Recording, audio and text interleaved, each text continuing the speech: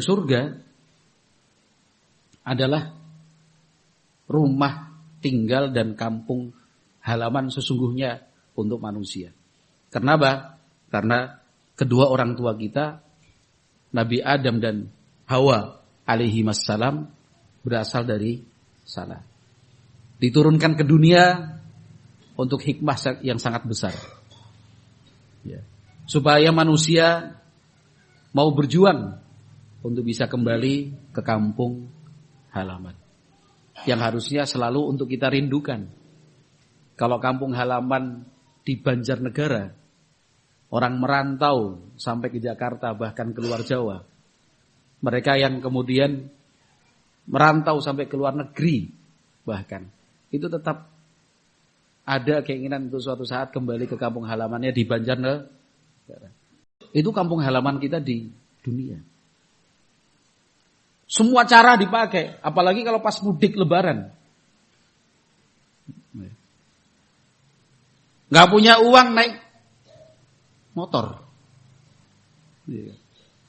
Barang-barang taruh di belakang, taruh di depan, bonceng 4 lagi. Suami istri, anak kecil masih 2.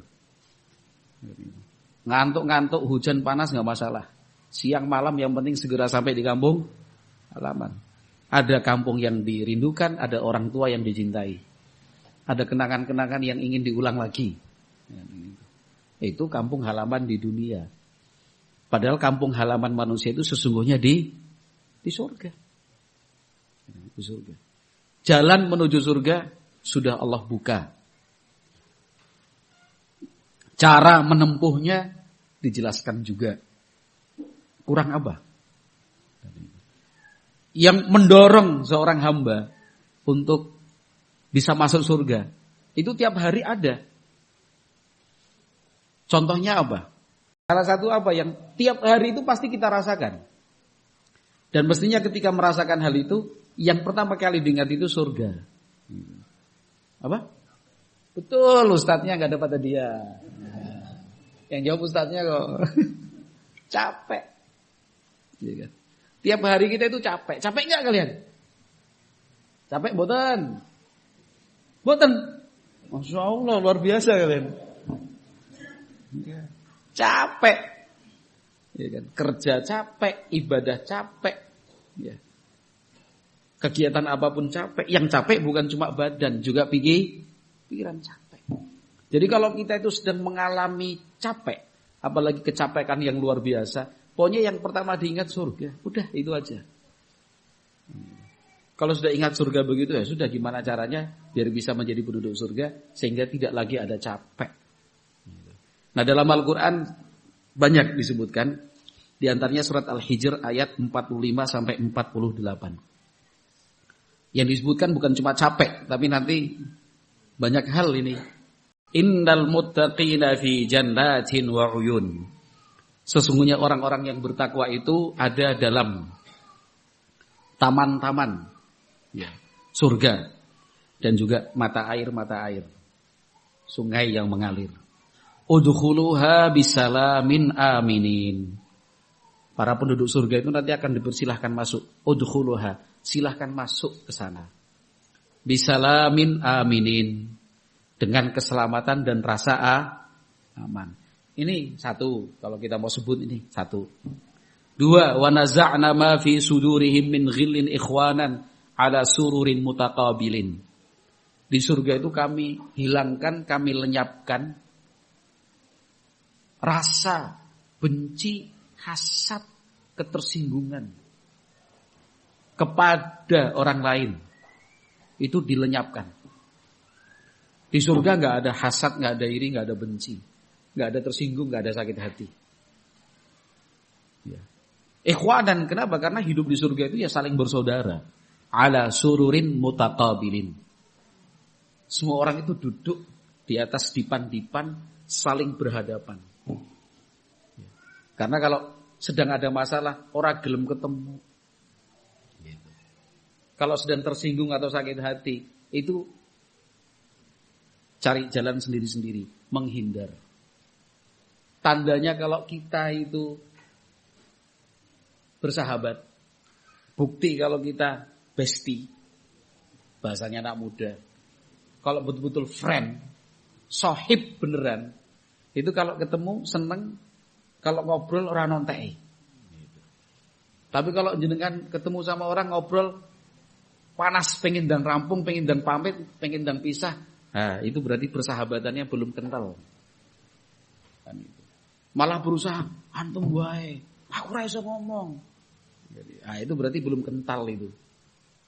Kalau di surga ala sururin mutaqabilin, ketemu ya berhadapan-hadapan begini. Yang ketiga, la yamassuhum fiha nasabun. Mereka yang ada di dalam surga itu tidak mengalami capek. Wa ma hum minha bimukhrajin. Yang keempat, masuk surga itu tidak akan keluar dari sana selama-lamanya. Ini paling enggak 4 loh dalam beberapa ayat ini. Itu yang menjadi alasan dan juga cita-cita bagi siapapun yang kenapa ingin masuk surga. Karena di dunia itu kan bertolak belakang dengan 4 hal ini. Yang pertama tadi bisalamin amin. Di dunia itu rasa deg-degan, khawatir dan cemas itu selalu ada. Siang malam itu kita rasakan. Antara yang bisa menyembunyikan dengan yang kelihatan. Mereka yang bisa mengelola dengan yang akhirnya pusing kepala karena nggak bisa berbuat apa-apa. Ada yang tahu caranya untuk menyelesaikan dan mensiasati kecemasan itu, tapi ada juga yang kecemasan ditumpuk kecemasan, akhirnya sampai mengalami, mohon maaf, ya, gangguan kejiwaan, ya kan? Cemas, curiga, ya, waham. Kenapa? Karena dia tidak bisa mensiasati kecemasan, selalu khawatir. Dan itu. Ada bunyi cedek, apa ini? Ada secepat selebet, apa itu? Dan itu. Ada orang datang bertamu ke rumah sudah, ono poyo. Gitu. Kecemasan itu di dunia. Ya. Selalu dihadapkan dengan kecemasan. Tapi kalau di surga, bisalamin, aminin. Aminin itu artinya, Mas Mendon apa aminin? Aman. Aminin, aman itu dari bahasa Arab. Aminin, selalu aman. Yang kedua, wa naza'na ma fi sudurihim min ghillin ikhwanan ala sururin mutaqabilin. Di dunia ini kapan sih kita bisa bebas dari konflik antar teman, antar orang, antar rekan kerja, antar tetangga, antar pengurus, antar santri, antar suami istri, antar orang tua dan anak, antara kakak adik. Kapan sih kita bisa bebas dari itu semua? Ya. Kalau kita bebas hari ini belum tentu ke depan juga masih bebas. Kalau kita mengatakan saya enggak kok, tapi dulu kan pernah kan?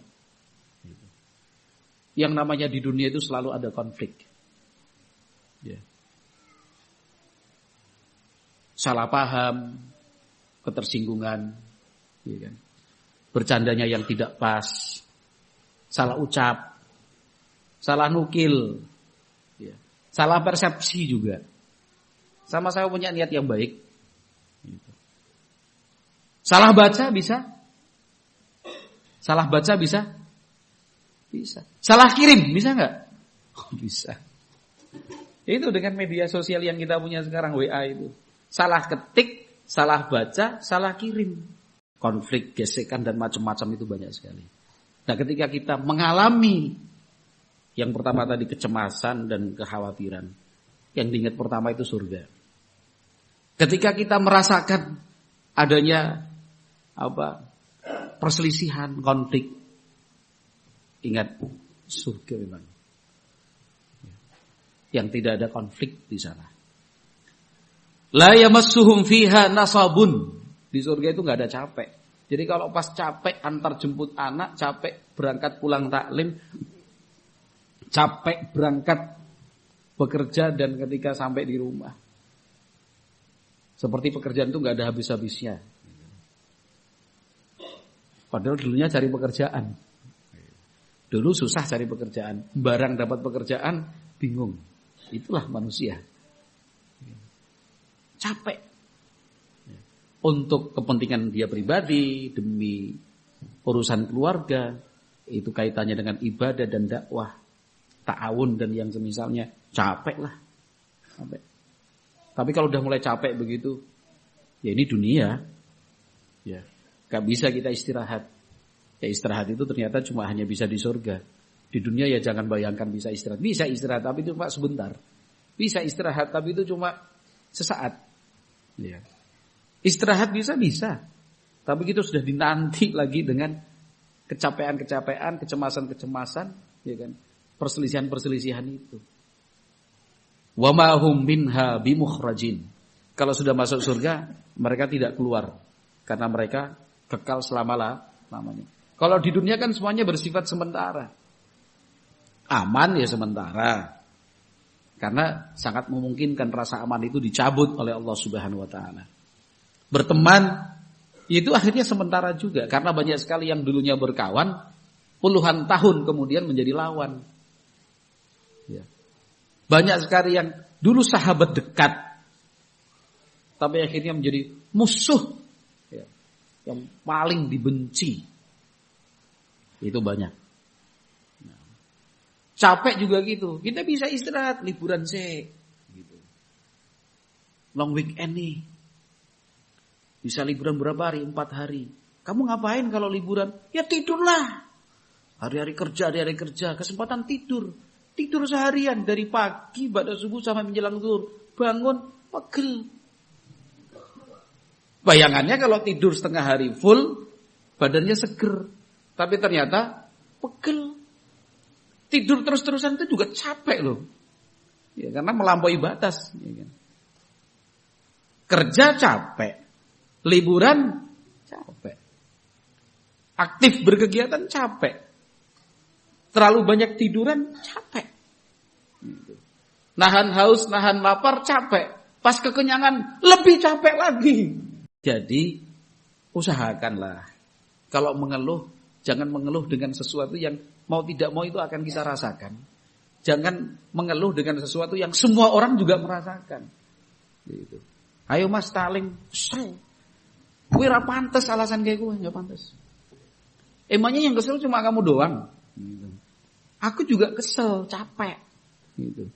Memangnya yang capek itu cuma yang berangkat taklim. Itu yang nggak taklim juga capek, sama. Gitu. Maksudnya begitu. Kalau sudah merasa capek, diinget-inget lagi lah. Capek itu bukan alasan. Ya kan? Bukan alasan. Ya. Karena lelah, apa mas? Lelah itu hanya alasan seorang pecundang. Seorang pejuang tidak mengenal lelah.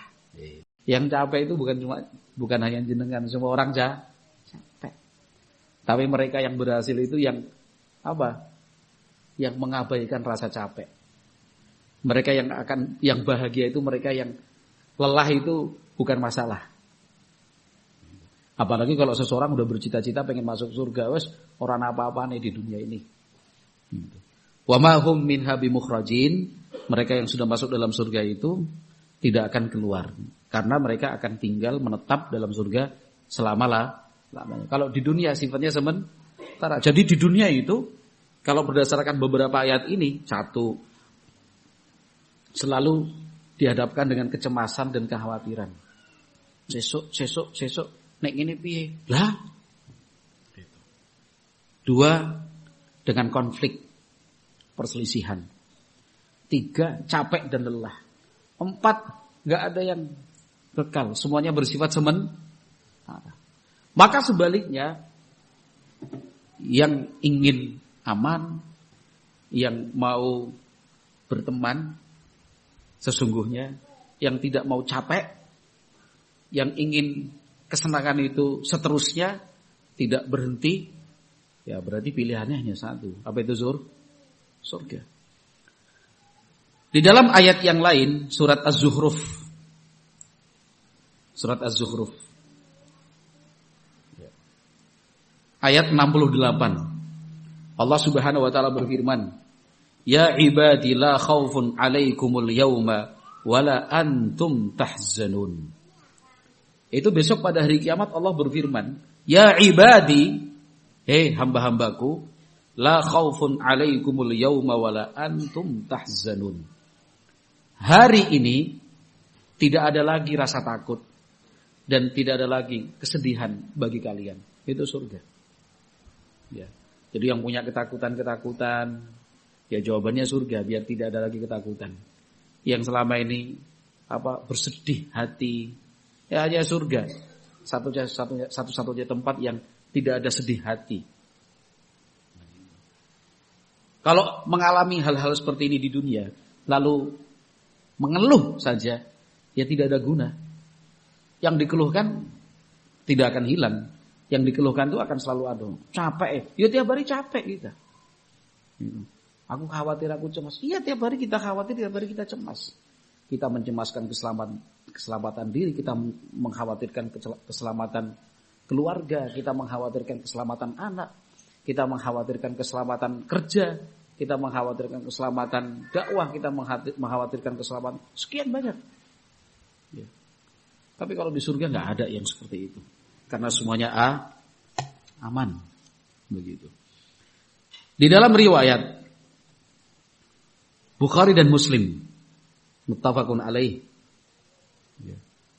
dari sahabat Abu Hurairah radhiyallahu anhu, panjang hadisnya. Tetapi ada satu hal yang ingin saya tekankan di sini, bahwa Nabi Muhammad SAW menjelaskan tentang penduduk surga. La ikhtilafa bainahum wala tabaghudha. Qulubuhum qalbun wahidun. Qulubuhum qalbu wahidin. Ini potongan hadis. Ya. Sama dengan yang disebutkan dalam Al-Quran tadi surat Al-Hijr. Penduduk surga itu la ikhtilafa bainahum wala tabaghudha. Tidak ada perselisihan dan tidak ada kebencian di antara mereka. Qulubuhum qalbu wahidin. Hati mereka satu hati. Itu surga. Kalau di dunia Allahul Musta'an. Yang namanya perselisihan, kebencian, selalu saja ditiup-tiupkan oleh setan. Dan tidak boleh siapapun dari kita yang kemudian merasa aman, lalu dia menjamin hal itu tidak akan mungkin dialami. Tidak bisa. Selama kita masih hidup di dunia, kita harus selalu waspada, hati-hati. Karena setan itu berusaha untuk merusak kebersamaan yang sudah ada. Celah itu selalu dicari. Lobang sekecil apapun itu akan dimanfaatkan setan. Ya. Maka ma'asyiral muslimin wal muslimat rahimakumullah, seorang muslim dan muslimah itu harus mengerti fikih ikhtilaf. Mulai dari satu, ya masing-masing kita harus memahami bahwa kehidupan di dunia itu selalu diiringi dengan perselisihan, perbedaan pendapat, bersilang pandangan, itu pasti ada. Jadi harus betul-betul siap menghadapi ketika hal itu yang pasti terjadi. Jangan kaget, jangan trauma. Tapi sedih, ya sedih. Siapa yang suka dengan pertengkaran? Ya. Di level dan di tingkat manapun, di tingkat keluarga, antara suami dan istri, orang tua dan anak, kakak dan adik. Di tingkat masyarakat, antar tetangga. Dalam kehidupan bertata negara, ya satu pemimpin dengan pemimpin lainnya, seorang tokoh dengan tokoh yang kedua. Ya. Dalam dunia pendidikan juga sama, antar pengurus dan orang tua, antar pengurus dengan anak-anak muridnya, antar ustadznya. Ya. Itu suatu kenyataan yang gak bisa dihindarkan. Ya. Harus dipahami betul itu. Ya. Tapi walaupun demikian, karena Allah Subhanahu wa taala berfirman, ya kan, wala yazaluna mukhtalifin. Yang namanya manusia itu akan terus-menerus berselisih. Yang tempat satu-satunya yang Di situ hati bersatu, ya cuma di surga. Di surga nggak ada perselisihan. Kalau di dunia selalu ada perselisihan. Maka ya kita berdoa kepada Allah Subhanahu wa taala tentunya supaya dihindarkan dari sebab-sebab yang menimbulkan perselisihan. Kita memohon kepada Allah Subhanahu wa taala agar diberi hati yang lapang sehingga mudah memaafkan, mau mengalah. Ya, demikian juga bisa memahami dengan bijak setiap situasi dan keadaan. Kemudian yang kedua, ya, langkah-langkah antisipasi supaya perselisihan itu tidak terjadi. Karena memang tidak bisa dihindari, maka diusahakan diminimalisir. Seminimal-minimalnya. Dan langkahnya itu banyak yang bisa dilakukan. Dan sudah diajarkan oleh Nabi Muhammad SAW. Adab-adab berteman. Saling mendoakan kebaikan, saling berkirim salam, saling memberi hadiah, saling mengunjungi, saling mengakui kelebihan, saling memuji, saling memaafkan, saling berprasangka baik. Ya. Tidak sombong, tidak suudzon, jangan hasad, jangan iri. Itu sehari-hari sudah diantisipasi seperti itu. Ya. Ibadah yang bisa dilakukan bersama-sama, hadiri. Ya. Langkah-langkah antisipasi dilakukan. Kemudian yang ketiga, ya kalau itu terjadi, padahal sudah dihindari betul, ya segera diselesaikan dengan cara yang baik. Ya. Kalau bisa dibatasi, batasilah. Jangan kemudian diperluas.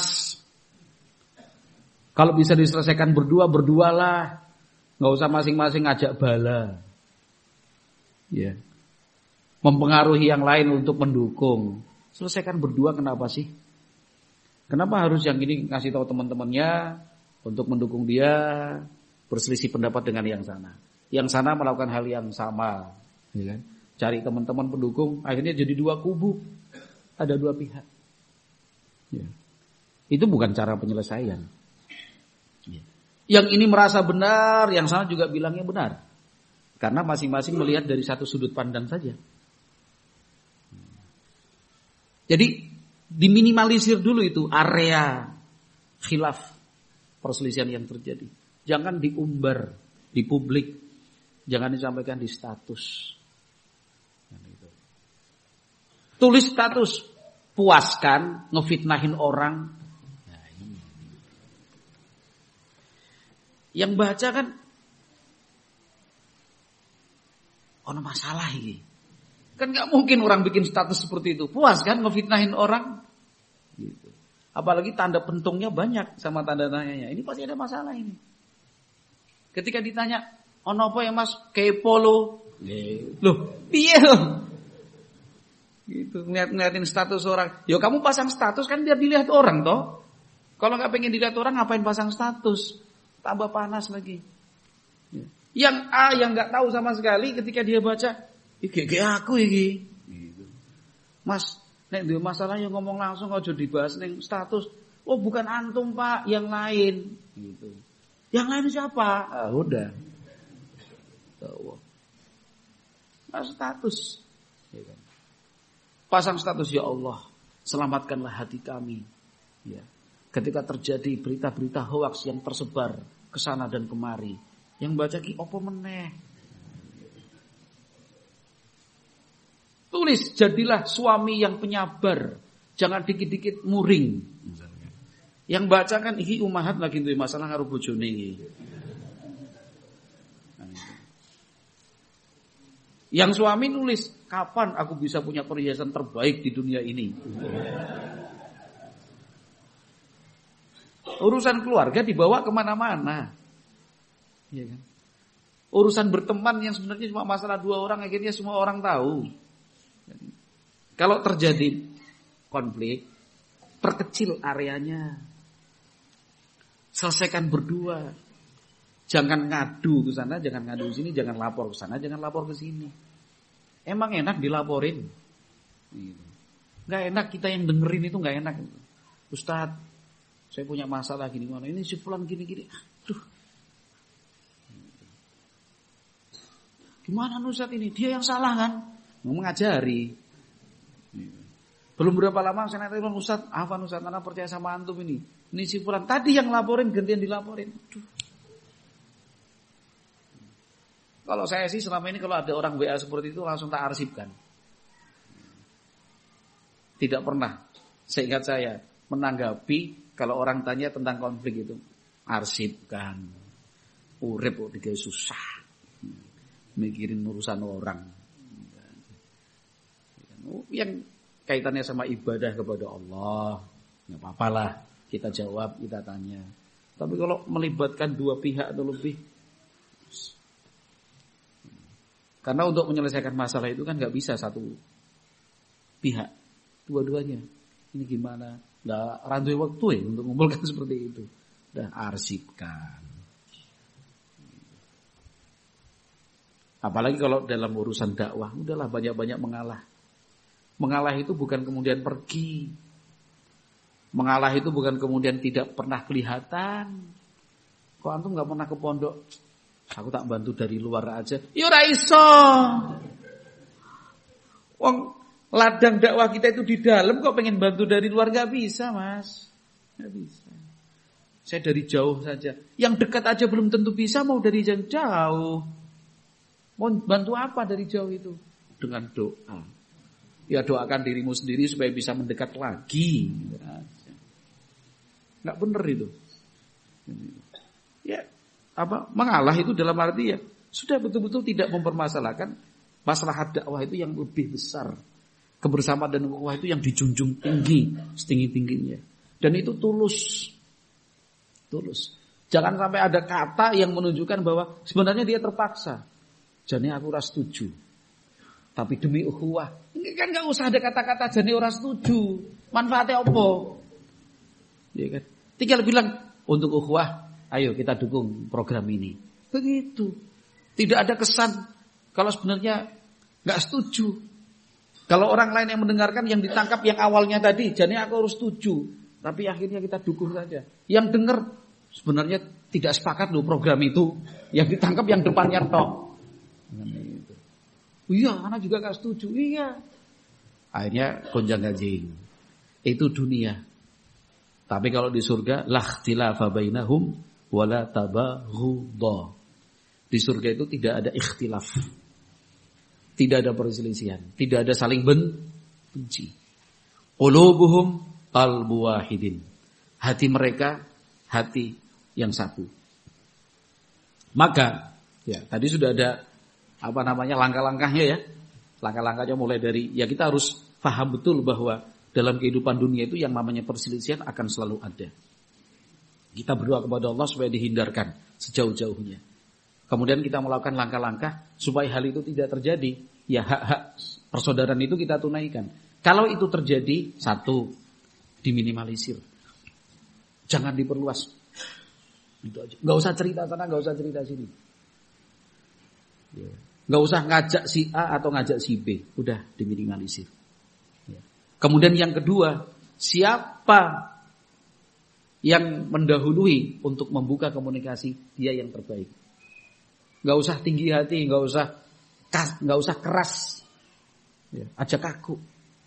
Berpikirnya dia yang salah kok. Saya tunggu niat baik dia. Kalau memang dia berniat baik, dia pasti datang ke sini minta maaf sama saya. Yang sana pemikirannya juga sama. Sing salah deh kok. Nek memang niate apik mesti njaluk ngapura to. Aku kan luwih tuwa. Gitu. Ya enggak ada titik temunya. Wa khairuhuma man yabda'u bis salam. Kata Nabi sallallahu alaihi wasallam, yang terbaik itu yang mendahului mengucapkan salam. Bukan yang tua, bukan yang muda, bukan yang lama, bukan yang baru, bukan yang kaya, bukan yang miskin. Ya, bukan yang guru, bukan yang murid. Ya. Bukan yang merasa benar atau menganggap musuhnya yang benar. Enggak. Ya, siapa yang duluan dia yang terbaik. Dan itu jangan lama-lama. Kalau udah lama-lama berkerak dia, berkarat-karat susah untuk dibersihkan. Ya. Apa yang menjadi satu hal yang sulit dilakukan, itu yang dilakukan. Misalkan lagi jengkel, ora gelem ketemu karo wonge, harus ketemu segera. Gitu. Berat memang. Bismillah. Kan itu. Tersinggung dengan ucapan atau candaan seseorang. Terbawa-bawa malam misalnya. Tega dia ngomong kayak gitu ya. Wah, susah. Besok pagi cepat-cepat pas sholat di sini, misalkan kalau di tempat ini atau di masjid kampungnya atau dimanapun, segera temui, kasih kopi, kasih dawet ayu, ya kan? Kasih buah-buahan. Loh, itu biar menghilangkan kebencian di hati itu. Kan itu, Mas, es teh nih Mas. Oh iya senang es teh. Kabari. Cair selesai. Tapi kalau diikuti tambah parah, tambah berat untuk diselesaikan. Gitu. Makanya kenikmatan di dalam surga itu diantaranya ala sururin mutaqabilin. Duduk bareng-bareng berhadapan-hadapan, makan minum bercerita bercengkrama. Ya. Tapi kalau sudah nggak mau ketemu, saling menghindar, sampai-sampai tempat taklim pun tidak lagi didatangi, masjid pondok dihindari, itu sudah. Gimana kita mau berteman dengan baik? Gitu. Tayyib. Dunia itu memang seringkali terasa sempit. Dan itu. Dunia itu terasa sempit sekali. Pertanyaan lagi buat adik-adik sini. Mas, pertanyaan boleh? Boleh, baik, bagus. Ya. Surga itu luas apa enggak sih? Luas. Luasnya seperti apa? Luasnya seperti apa? Apa contohnya dalam Al-Quran, dalam hadis Nabi Sallallahu Alaihi Wasallam yang menjelaskan surga itu luas? Apa contohnya? Apa? Langit. Terus lanjut langit. Ada apa dengan langit? Apa? Seluas langit dan bumi. Masya Allah, pintar ini. Betul, jawaban kalian betul semua. Ya kan? Bahwasanya surga itu seluas langit dan bumi. Ada dalilnya nggak? Ada ayatnya nggak itu? Ada yang hafal?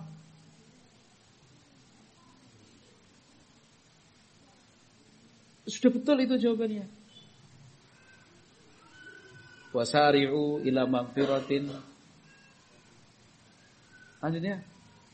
Seluas langit dan bumi, betul lah, benar. Wa jannatin arduha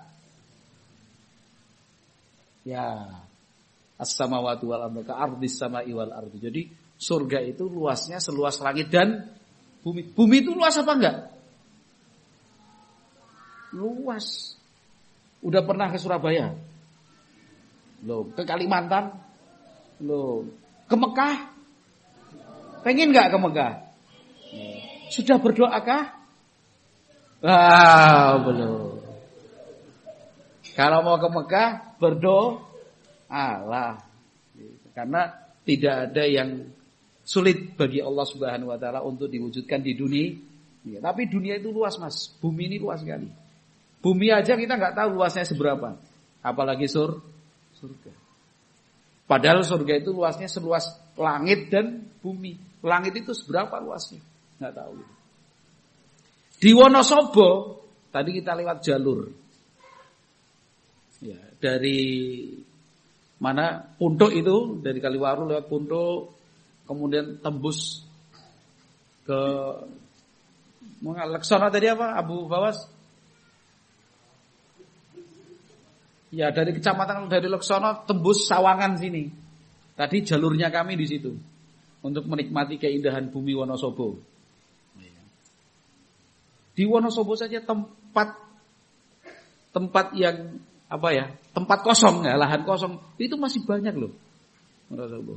Ya mungkin di antara kita belum ada yang sempat mengelilingi semua telatah Wonosobo ini. Ada yang belum pernah ke Kalibening?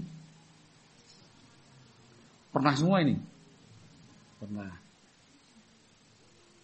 Daerah mana Wonosobo yang belum pernah didatangin? Ya desa-desa itu ya kan. Itu Wonosobo loh. Wonosobo saja atau Banjarnegara itu masih banyak tempat yang belum kita datangi. Belum se-Indonesia, belum seluruh dunia.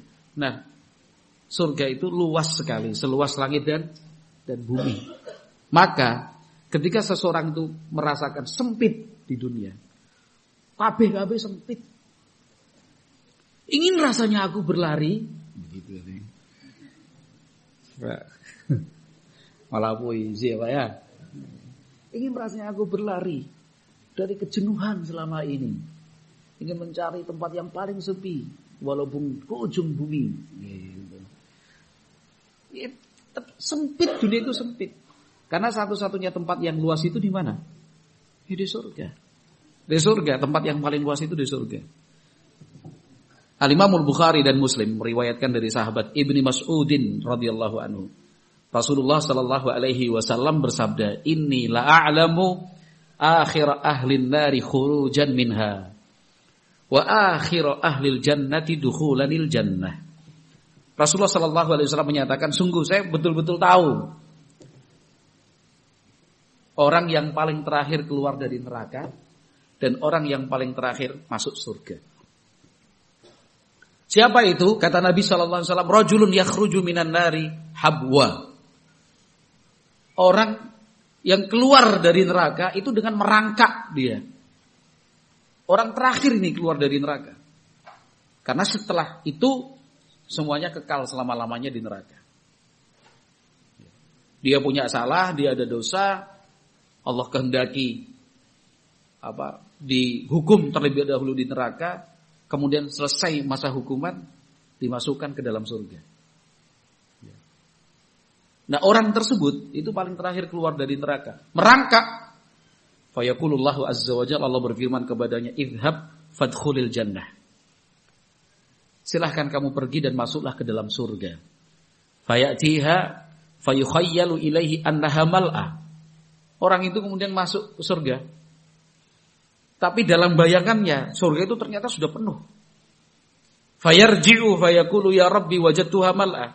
Balik orang itu. Dia bilang kepada Allah, wahai Rabbku, ternyata aku temukan surga itu sudah penuh. Fayaqulullahu azza wa jalla lahu idhab fadkhulil jannah. Allah kemudian berfirman, sudah, pergi saja sana masuk surga. Fayatiha fayukhayyalu ilaihi annaha mal'a fayarji'u fayaqulu ya rabbi wajadtuha mal'a. Datang lagi ke surga.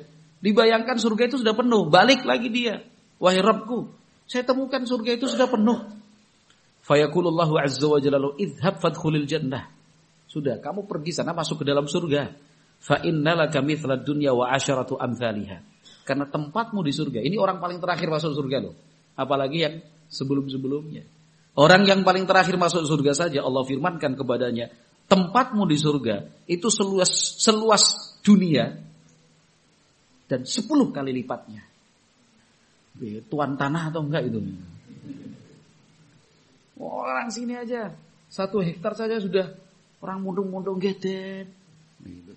Punya tanah sampai di berbagai tempat, ada 10 bidang tanah sudah orang sugih tuan tanah itu. Oh, itu tanahnya sampai bukan cuma di Banjarnegara, orang tuan takur itu. Ya panggilan-panggilan seperti itu untuk menunjukkan dia itu kaya raya karena punya tanah. Lah ini orang yang paling terakhir masuk surga dikasih tempat seluas bumi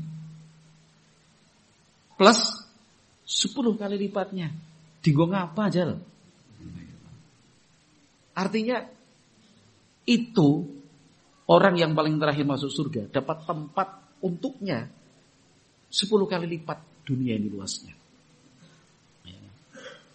Au innalaka mithla asharati amthali dunya, atau dalam riwayat yang lain sungguh kamu akan mendapatkan tempat 10 kali lipat dari luasnya dunia. Kalau lafaz yang pertama berarti 11 kali. Kalau riwayat yang kedua berarti 10 kali. Mau 10 mau 11 tetap luas lah. Fayaqulu, ini kan orang yang terakhir ini kan sudah paling terakhir keluar dari neraka, dihukum, disiksa dengan sesuatu yang mengerikan. Nas'alullah al-afiyah, Allahumma nas'alukal jannah wa na'udzubika minan nar ya. Itu sudah disuruh masuk surga penuh. Ya Allah, pripun niki? Pun kebae. Gitu. Masuk sana, pergi ke surga, masuk sana. Penuh ya Allah.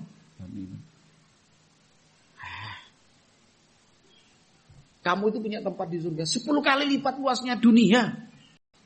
Kata Nabi alaihi salam di akhir hadis, "Fakana yaqulu dzalika adna ahlil jannati manzilatan. Itu adalah tempat untuk orang yang paling terakhir masuk surga. Luasnya 10 kali lipat dunia. Jadi kalau misalkan kita itu merasa sempit, ya sempit hati, sempit tempat, sempit pikiran, sempit rezeki, maunya semua yang sempit-sempit itu, berjuanglah untuk masuk ke surga. Karena di surga itu tempatnya sangat luas. Bingung, anak elimo, orang duwe lemah, putrane gangsal, mboten kagungan siti. Ini nanti anak saya tinggal di mana? Rumah cuma kontrak, dipinjemin mertua, kan itu. Mau tanya warisan ya ora sopan, misalkan. Ini setan masuk semua kayak gini. Ini mau tinggal di mana, hidup di mana? Gak usah bingung, hidup di surga saja. Yang paling terakhir dapat tempat 10 kali lipat luasnya dunia. Monggo mau dibangun istana seluas-luasnya silakan. Mau berbuat apa di sana semua diperbolehkan, yang menyenangkan, apapun yang diinginkan selalu tersedia dan ada. Itu surga. Oleh sebab itu ikhwati fillah, ma'asyiral muslimin wal muslimat rahimakumullah. Paling tidak ada beberapa hal tadi. Ya, yang ketika kita mengalaminya atau mengingatnya mendorong kita untuk lebih bersemangat mengejar surga dengan berbagai ibadah sesuai dengan kemampuan yang ada. Ada kesempatan untuk beramal soleh, manfaatkan. Ada peluang untuk mendapatkan amal jariah, jangan lewatkan. Ada program ta'awun ini, ta'awun itu, ada kesempatan beribadah, manfaatkan sebaik-baiknya. Ya, karena itu nanti yang akan menghantarkan seorang hamba untuk masuk ke dalam surga. Satu tadi apa? Kecemasan, iya kan? Kecemasan. Dua apa? Perselisihan. 3 capek. 4 bersifat sementara.